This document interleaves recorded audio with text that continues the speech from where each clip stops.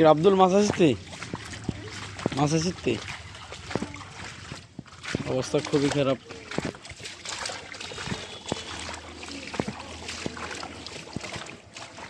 পানি এখন অনেকটাই কমছে, বহুত কমছে। এগুলো পুরো বরফ আছে ওখানে, অনেক কমছে অনেক। ইন্ডিয়া যা বা সাম করে দিতে আছে।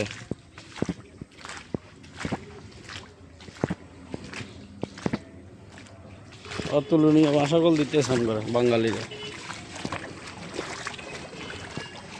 আমরা বাদের পরিবর্তে বাদ চাই, যাতে আমরা আর ডুবে না মারতে পারে ইন্ডিয়ায়। খুবই অবস্থা, ভয়াবহ অবস্থা।